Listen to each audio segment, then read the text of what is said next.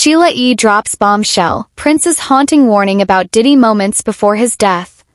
Before we begin, viewer discretion is strongly advised. The following is intended solely for educational and entertainment purposes. What you are about to read is a verbatim account of federal courtroom testimony from the trial of Sean Diddy Combs, as documented by Inner City Press. In a stunning turn of events on Day 7 of the Diddy trial, the courtroom was gripped by tension as the prosecution summoned an unexpected witness. Sheila E., known globally as Prince's legendary percussionist and spiritual confidant, few anticipated the depth of revelation she would bring. But when Sheila E. took the stand, she wasn't just speaking as a musician or friend, she was delivering the final, chilling warning of a man many believe died for what he knew. Sheila E. testified that, years before his untimely death, Prince confided in her his growing dread of the inner workings of the music industry. What he shared wasn't gossip. It was a pattern, a blueprint. And at its core was one name that surfaced again and again, Diddy. Sheila began her statement with poise, but her words struck with force. She told the jury that just before Prince's death in 2016, he became tormented, not by mortality but by the looming threat of being silenced. He wasn't scared of dying, Sheila said. He was scared of disappearing. She quoted Prince, "It's not just about owning your masters, it's about who owns you." According to her, Prince believed the industry had become a nexus of manipulation, coercion, and control. One late-night phone call still haunted her. Prince told her, "There are people playing God at the top. If I speak too loudly, I vanish." He referenced several powerful figures, but one name, she testified, came up more than any other, Sean Diddy Combs. Prince, she said, wasn't driven by envy. He was warning her. He had seen the inner architecture of the industry's darkest layers.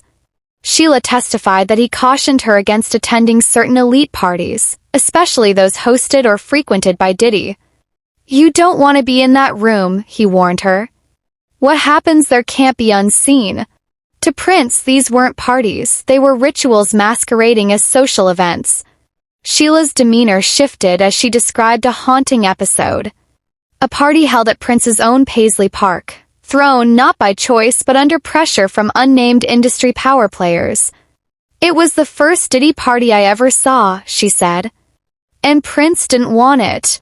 What began with velvet ropes and VIP smiles quickly devolved into something sinister. Guests' phones were confiscated. Private security was dismissed.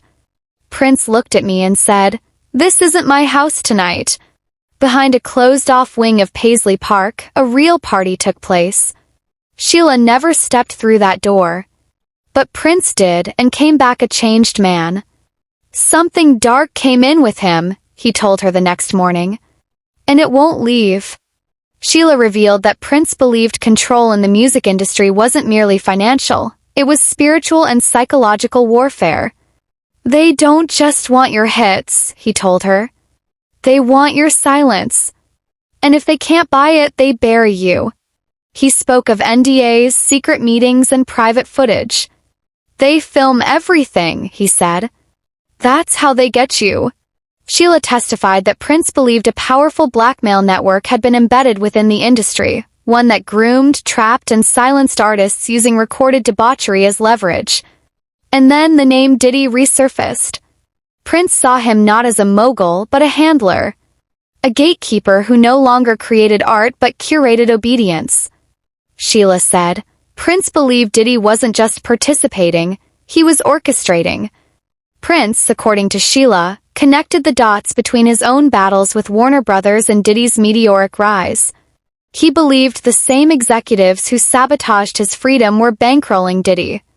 "He played the game," Prince said, "while I got punished for breaking it." Then came the quote that stopped the courtroom cold. "When I go," Prince told her, "don't let it be in vain. Protect the truth, even if it's ugly." Sheila detailed a surveillance ecosystem, elite gatherings that functioned less like networking and more like entrapment. Rooms filled with drugs, cameras, and secrets. Prince feared even a moment in the background of such footage could be weaponized against him. And then came the final call, the last time Sheila ever spoke to Prince. Past 2 a.m., his voice trembling. "They're watching me," he said. "They want me quiet." Sheila said he had plans. He was ready to testify in a federal case. He never said whose. But then came a line that pierced the jury's collective breath. "If I go down, it'll be because I tried to save someone who didn't want saving." At the time, she thought he meant a fellow artist. Now she believes he meant Diddy. When prosecutors asked if she believed Prince's suspicions mirrored the allegations in court, she answered without hesitation, "Every detail Cassie shared, Prince warned me about years ago." Prince, she said, had mapped a network of coercion through hush money, blackmail tapes, and ghost corporations. Prosecutors presented NDAs Prince had obtained from a whistleblower. They showed audio recordings, financial routing, metadata from Prince's own digital backups, and even a voicemail, "We aren't safe. Watch the tapes." In totality, it formed a lattice. A ghost map of the very machinery Prince tried to warn the world about before his death. Social media erupted. Journalists retracted years of skepticism. Hashtags exploded. Warner executives went on leave. Lawyers braced for impact. And in court, prosecutors closed their case by projecting a handwritten note from Prince to Sheila. "Your silence won't protect you." As court adjourned, the sentiment was clear. This wasn't just the trial of a man. It was the unraveling of a machine. And that day, as one journalist whispered, a ghost walked into a federal courtroom and testified. Inside the courthouse, the air felt heavy, electric. Reporters jostled for position, cameras blinking like anxious eyes. No one could quite say what had just happened, only that something irreversible had shifted. The trial of Sean Diddy Combs, already laden with accusations, had just received its most damning testimonial, from the dead. Sheila E., now escorted by federal marshals for her safety, had lit a fuse. And it was burning straight through the ivory towers of the music industry. Within hours, legal departments at major labels began quietly issuing document preservation notices. Internal review committees were hastily assembled. Several high-level producers deactivated their social media. One quietly boarded a private jet out of LAX. Meanwhile, an emergency closed-door session convened at the U.S. Attorney's Office. Prosecutors confirmed that more evidence, allegedly sourced from Prince's encrypted archives, had been validated for submission. Among the rumored items, a second audio log, multiple hard drives, and an unreleased documentary treatment Prince had been compiling under the codename Project Graffiti Silence. Inside the courthouse, Judge Subramanian issued a rare preemptive directive. If any further material from Prince's estate is verified as authentic, it will be admissible in full. Courtroom gasped. This wasn't just a trial, it had become an excavation. And while Diddy remained silent, his empire began to tremble. Endorsements froze. Affiliates issued no-comment statements. Artists once signed to Bad Boy posted cryptic messages about the truth aging better than contracts. A-list names started lawyering up. Back in court the following morning, prosecutors unveiled a piece of evidence they had teased for days, a confidential memo from a security contractor formerly employed at multiple Diddy-hosted events. The memo confirmed key details Prince had allegedly shared with Sheila: the presence of hidden cameras, the absence of guest security, and the use of controlled environments to extract leverage. But the most haunting part of the document was a quote attributed to Prince, written in the contractor's own words. He said it wasn't about music anymore. It was about ownership. Not of songs. Of souls. Whispers rippled through the courtroom. Then came the final exhibit of the morning, a time-stamped image file recovered from Prince's encrypted drive, showing a blurred scene from a private gathering. It had been enhanced and verified through forensic methods. In the background stood Diddy. In the foreground, unaware, was a young female artist later identified as a key figure in a separate but related civil suit. The image alone didn't prove guilt, but it proved proximity. Suddenly, what had felt like folklore began to look a lot like a pattern. Prince wasn't just paranoid, he was precise. The defense pushed back hard, calling the evidence posthumous projection. They accused prosecutors of emotional manipulation. But their tone had changed. The swagger was gone. In its place, damage control. By midday, a second bombshell dropped. A former Warner executive had agreed to testify under immunity. Anonymous sources confirmed the witness claimed to possess documents linking label-backed hush funds to multiple artists named in Prince's notes. Sheila E. watched from the gallery, now silent.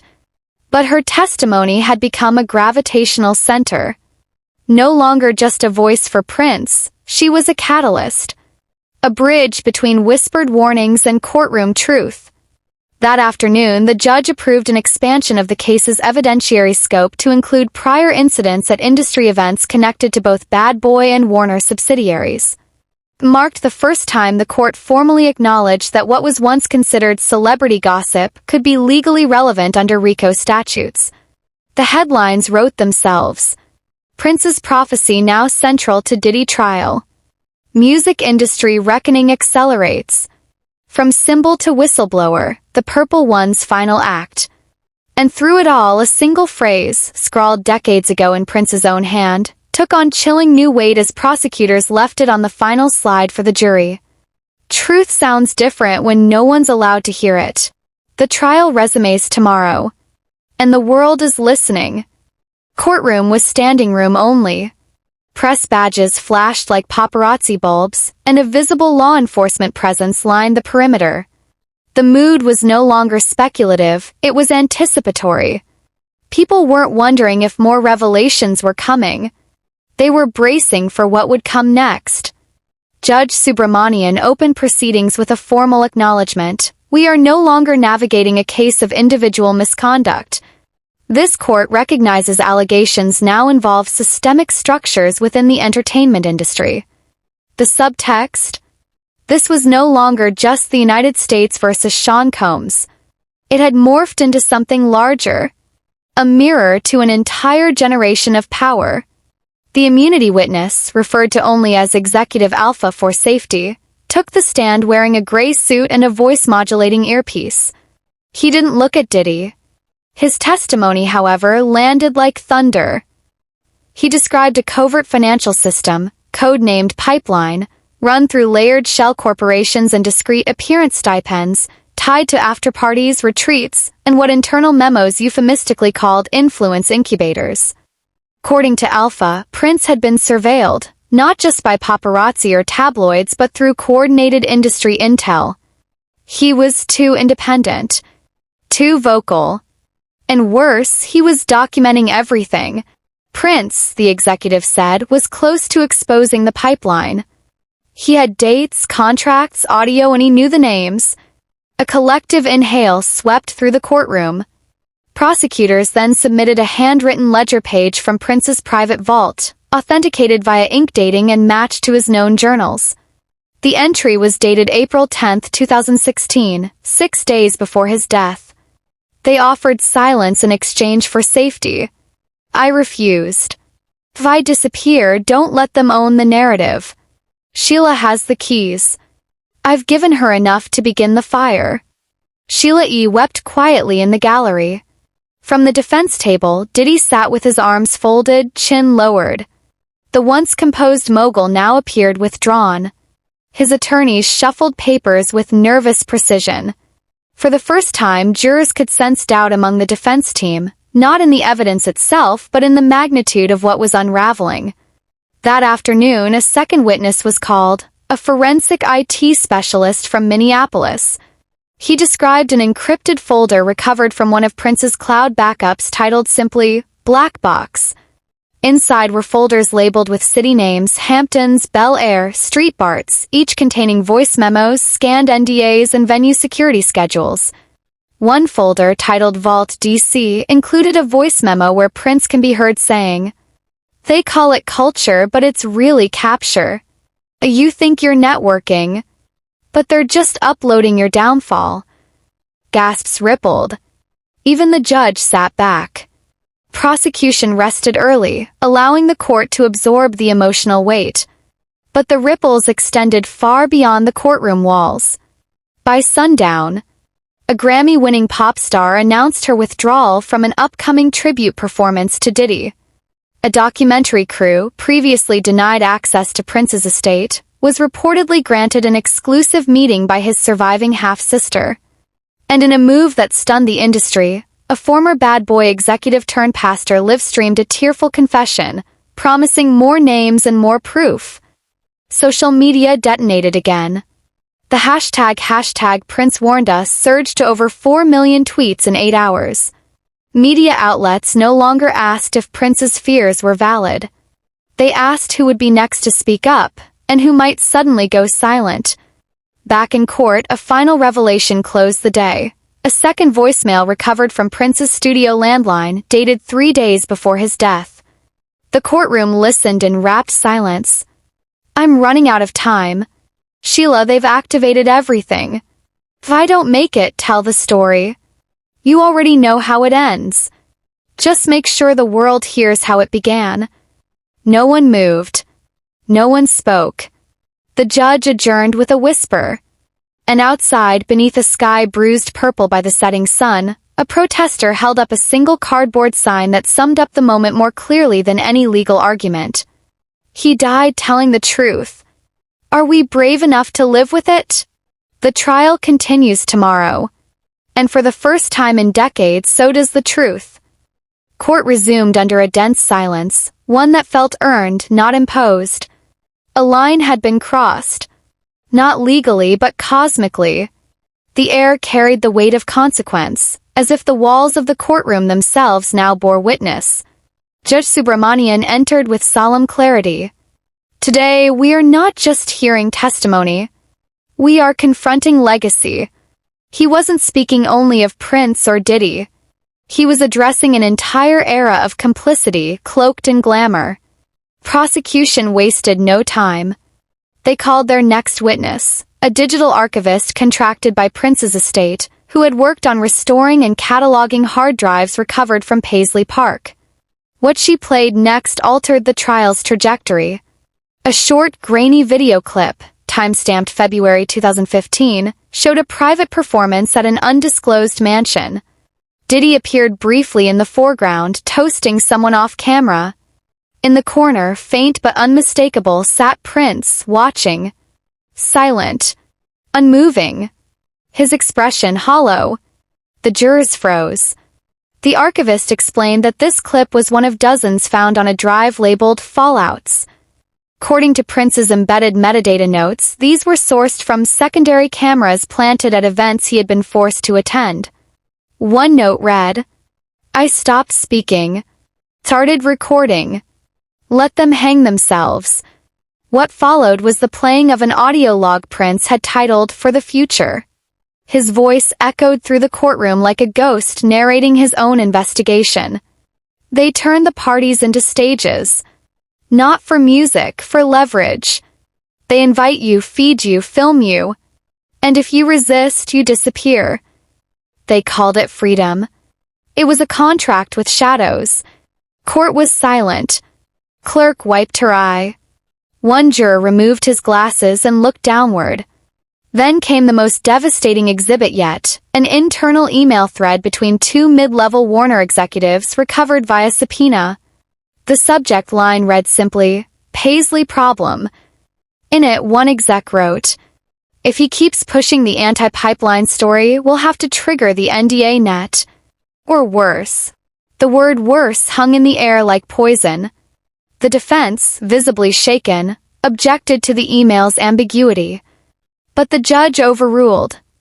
"Context is now admissible," he said, "especially when it aligns with the dead man's warning." Outside the courthouse, protesters had doubled.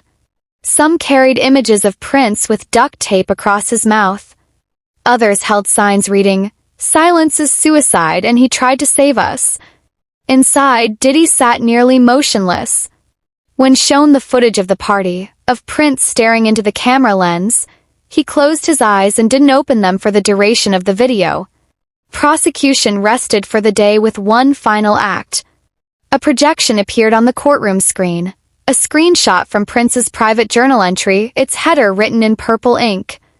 Final message: if they erase me, find Sheila. If they erase Sheila, let the music tell it all. Listen closely. The truth is tracked, time-stamped, and terrified. Beneath it, scrawled like an epitaph. They don't want legends. They want leverage. The room didn't exhale until the lights dimmed. Sheila E. sat expressionless, her hand on her heart. In the hallway, a major artist under NDA for a Diddy-affiliated label was seen whispering with prosecutors. Rumors swirled. Another witness may be coming forward. Another party. Another tape. Even networks previously hesitant to cover the trial shifted tone. Legacy outlets no longer framed the story as controversy. They framed it as collapse. Prince had become something larger than a symbol. He had become evidence. And Diddy? He had become the axis of a reckoning that threatened to pull the entire industry into open court. The trial resumes tomorrow. And with each day, the silence breaks a little more. Courtroom was no longer just a chamber of law, it had become a crucible for history. The gallery was packed with journalists, whistleblowers in waiting, former industry insiders, and young artists clutching notebooks like Bibles. They weren't just watching a trial, they were witnessing the trial of an entire system. Through a week of devastating testimony, digital evidence, and prophetic warnings from beyond the grave, Diddy's legal team finally made their move. Lead counsel Deborah Langston, a seasoned litigator with a reputation for turning collapsing cases into courtroom chess matches, stood up. Her demeanor was calm, methodical. But her voice carried steel. "Your Honor," she began, "the prosecution has spun paranoia into prophecy. Today we bring this back to law." Her first tactic: discredit the recordings. A forensic analyst for the defense took the stand. He questioned the chain of custody for the footage recovered from Prince's vault. Any footage not obtained through verified forensic protocols, he said, can be edited without leaving a trace. He suggested that metadata can be faked and timestamps spoofed. "Are we judging a man based on a ghost home movies?" he asked, glancing toward the jury. Prosecution objected. But the damage was partially done. Jurors looked shaken, not convinced, but reminded of the legal minefield they were navigating. Next, Langston turned her fire on Sheila E. She reintroduced the 5-year estrangement. She played clips from a 2013 interview where Prince distanced himself from past collaborators. She raised questions about Sheila's estate interests. "You claim no motive," Langston said. "But isn't it true your touring profile has skyrocketed since this testimony began?" Sheila stared forward. Calm. Silent. Then said, "I stood beside him in music. Now I'm standing for him in truth. You can question my motives, but you can't silence his voice." The jury took note.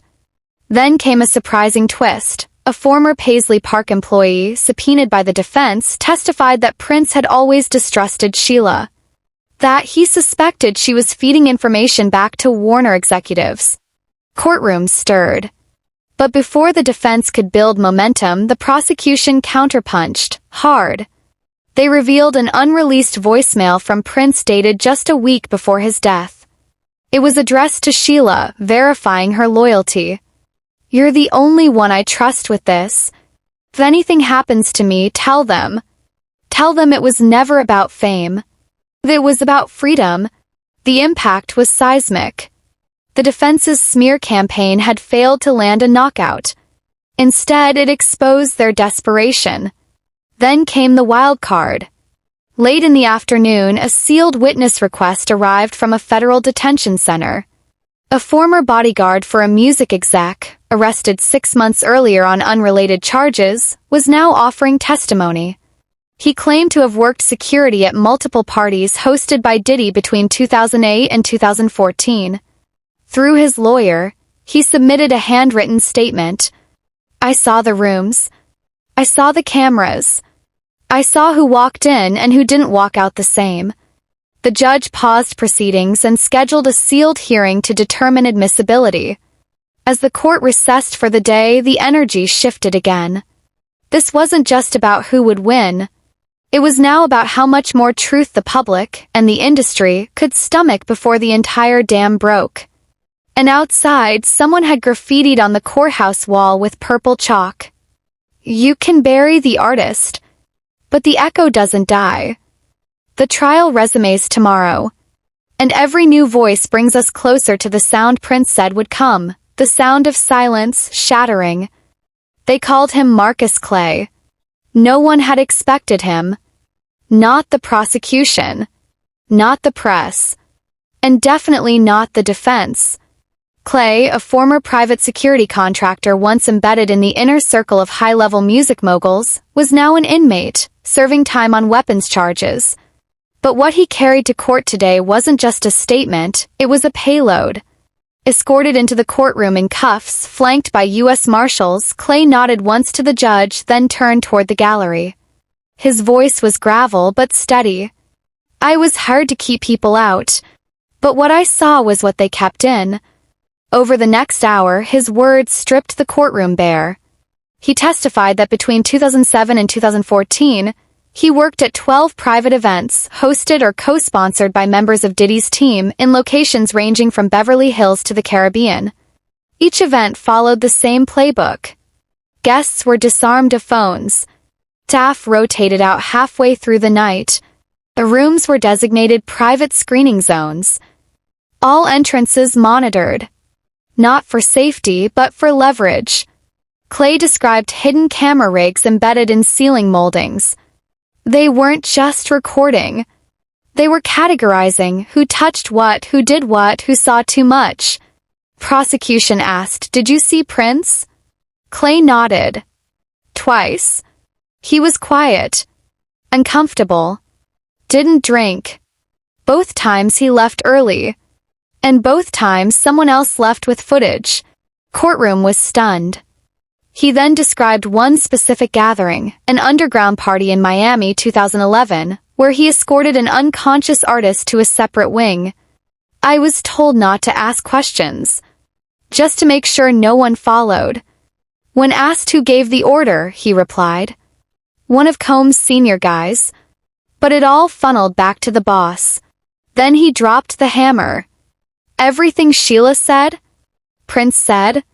"It's not paranoia. It was protocol." Langston, Diddy's attorney, immediately objected. "Hearsay, unverified, inflammatory." The judge allowed it, for one reason. The prosecution had obtained surveillance logs previously sealed that corroborated Clay's employment dates and locations. One entry even listed him as VIP corridor rotation, no cam zone escort. The phrase "no cam zone" sent chills through the gallery. But Clay wasn't done. He said in 2015, after Prince began asking the wrong questions, internal chatter shifted. He recalled an email from a private intel firm contracted by a record label. Its subject line? Containment options, Paisley. The courtroom froze. Asked if he kept the email, Clay admitted he deleted it, but remembered a file attachment, a risk matrix. Prince's name was listed under Tier 1 exposure threat. The judge recessed for 20 minutes. Outside, helicopters circled. Inside, phones buzzed silently in laps. The system had a face now. A map. And Prince, whether they called him eccentric, difficult, or divine, was right in the crosshairs. When court resumed, the prosecution played one final audio file from Prince's archive. Private studio session never released. In it, his voice echoed softly. "If they ever say I was sick or weak or scared, that's not me. I was surrounded. But I saw it. And if you're hearing this, so did you." Then the beat kicked in. A slow, pulsing groove. A track no one had heard until today.